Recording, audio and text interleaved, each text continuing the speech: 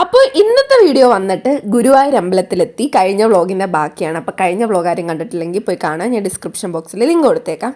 അപ്പോൾ ഗുരുവായൂർ അമ്പലത്തിൽ എത്തി രാവിലെ തന്നെ കുളിച്ച് ഒരുങ്ങി വന്നേക്കുവാണ്. അപ്പോഴത്തേക്ക് ലക്ഷണം പറഞ്ഞ് മുല്ലപ്പൂ മേടിച്ച് തരാമെന്ന്. അങ്ങനെ ലക്ഷണം മുല്ലപ്പൂക്കെ മേടിച്ച് തന്ന് ഞാൻ മുല്ലപ്പൂക്കെ വെച്ച് നല്ല സുന്ദരിയായിട്ടാണ് പോയത്. ശരിക്കും ആളുണ്ടായിരുന്നു, കുറേ ആൾക്കാരുണ്ടായിരുന്നു. കാരണം നമ്മൾ വൈശാഖ മാസത്തിലാണ് പോയത്. ഭയങ്കര ഫേമസ് ആണ് വൈശാഖ മാസം. അപ്പോൾ അവിടെ ചെന്ന് നമ്മൾ തൊഴുത് ഇറങ്ങി. പിന്നെ നമ്മൾക്ക് ഫോൺ കൊണ്ടുപോകാൻ പറ്റത്തില്ലല്ലോ, അതുകൊണ്ട് തൊഴുത് ഇറങ്ങി. അപ്പോൾ എല്ലാവരും ചെയ്യുന്ന പോലെ പപ്പടം മേടിക്കുക. അപ്പം നമ്മൾ കുറച്ച് വെറൈറ്റി ആയിട്ടുള്ള മസാല പപ്പടവും പിന്നെ എനിക്കൊന്ന് കുരുമുളകിൻ്റെ പപ്പടമാണെന്ന് തോന്നുന്നു മേടിച്ചത്, വൈറ്റ് കളറിയിരിക്കുന്ന. പിന്നെ ഞാനും അമ്മയും കൂടെ അവിടെ കുറേ ലച്ചോണനെ തപ്പി കളഞ്ഞു. ലച്ചോണ പാൽപ്പായസം മേടിക്കാനായിട്ട് പോയിട്ടുണ്ടായിരുന്നു. അപ്പോഴത്തേക്ക് ലച്ചോണനെ പിന്നെ കണ്ടതുമില്ല. പിന്നെ ഞാനും അമ്മയും കൂടെ നൈസിന് അവിടെ ഇഷ്ടം പോലെ നമ്മൾ വന്നപ്പോൾ മുതലേ ഡാൻസ് നടക്കുന്നുണ്ടായിരുന്നു. ഇങ്ങനെ ഡാൻസ് ഇഷ്ടം പോലെ ആൾക്കാർ ഡാൻസ് കളിക്കുന്നുണ്ടായിരുന്നു. ഇതിപ്പോൾ മോഹിനിയാട്ടം മാത്രമാണ്, ഭരതനാട്യം പിന്നെ കൃഷ്ണൻ്റെ വേഷം കെട്ടിയിട്ടുള്ള പിള്ളേരൊക്കെ വന്നിട്ട് ഡാൻസ് കളിക്കുന്നുണ്ടായിരുന്നു.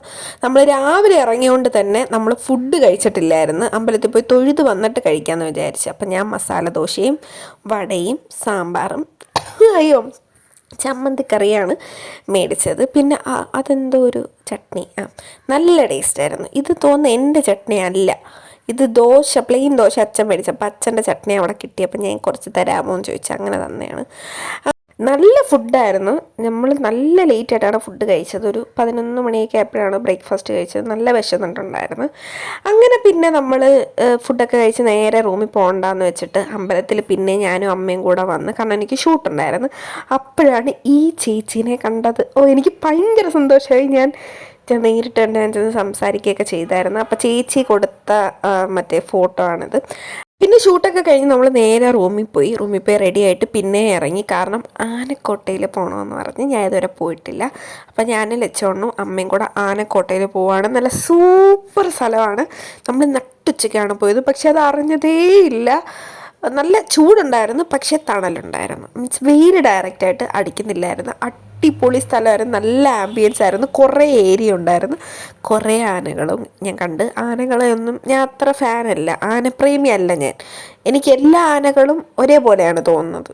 പ്രത്യേകിച്ച് ഈ ആന, പക്ഷേ ലച്ചോണ്ട് എല്ലാവരും ഇത് ആനയാണ്, ഇത് മറ്റേ ആനയാണ്, ഇതൊക്കെ ഇങ്ങനെ എടുത്ത് പറയുന്നുണ്ടായിരുന്നു. പക്ഷേ എനിക്കിതൊന്നും അറിയത്തില്ല. പിന്നെ എനിക്ക് ഈ വക സാധനങ്ങൾ എനിക്ക് ഭയങ്കര പേടിയാണ്. ഞാൻ ഉത്സവത്തിനൊന്നും ഇതിൻ്റെ ഒന്നും അയിലത്ത് പോലും പോകത്തില്ല, ഞാൻ ഓടിക്കളയും. ഇതൊന്ന് ജസ്റ്റ് ഒന്ന് തിരിഞ്ഞാലേ ഞാൻ ഓടിക്കളയും, ആ മാതിരി എനിക്ക് പേടിയാണ്. പിന്നെ അവിടെ ചെന്ന് ആനയെ കുളിപ്പിക്കുന്ന കുളിസീനൊക്കെ കണ്ട്, ആനയുടെ കുളിസീനൊക്കെ കണ്ട്. പിന്നെന്തുവാ, അത്രയൊക്കെ ഉള്ളു. അതൊക്കെ കഴിഞ്ഞ് നമ്മൾ ഇവിടുന്ന് ഇറങ്ങിയതും നമുക്ക് പിന്നെയും വിശപ്പ് തുടങ്ങി.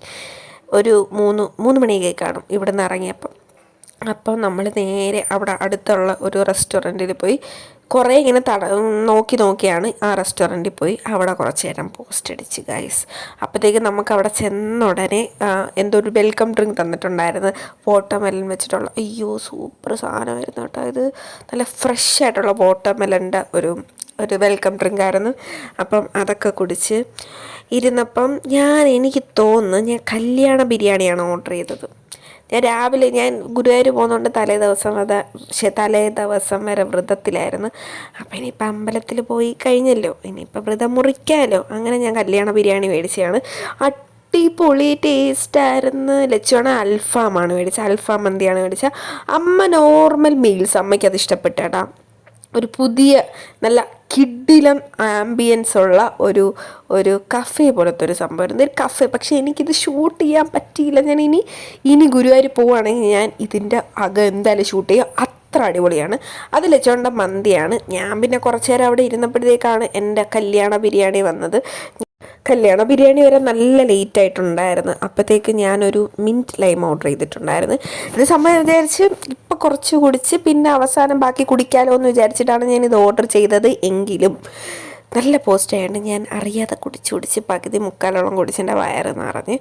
അപ്പോൾ അതിൻ്റെ ഇടയ്ക്ക് ലച്ചോണൻ്റെ സാധനം വന്ന് ലച്ചോണനെ കഴിക്കാൻ സമയം ഞാൻ പറഞ്ഞു എൻ്റെ ബിരിയാണി കൂടെ വന്നിട്ട് കഴിക്കാം. കാരണം ലച്ചോണൻ്റെ മറ്റേ മന്തിയുടെ മയോണൈസും പിന്നെ മറ്റേ സാലഡും മിൻറ്റ് ചട്നിയും എനിക്കുള്ളതാണ്.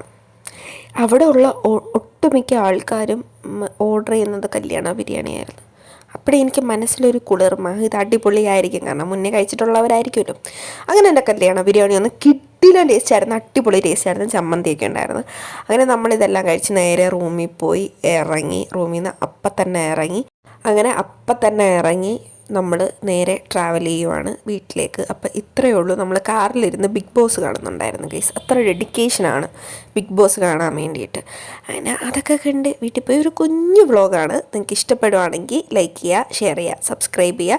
എല്ലാവരും സബ്സ്ക്രൈബ് ചെയ്യുക, അത് മറക്കരുത്. കാരണം കുറേ ആൾക്കാർ പുതുതായിട്ട് കാണുന്നുണ്ട്, ആരും സബ്സ്ക്രൈബ് ചെയ്യുന്നില്ല. പിന്നെ അതേപോലെ തന്നെ എൻ്റെ ഇൻസ്റ്റാഗ്രാമത്തിലെ ലിങ്ക് ഞാൻ ഡിസ്ക്രിപ്ഷൻ ബോക്സിൽ കൊടുത്തിട്ടുണ്ട്, അതും കൂടെ എല്ലാവരും പോയി ഒന്ന് ചെക്ക് ചെയ്ത് ഫോളോ ചെയ്യുക. അപ്പോൾ അത്രേ ഉള്ളൂ. ശരി, ബൈ.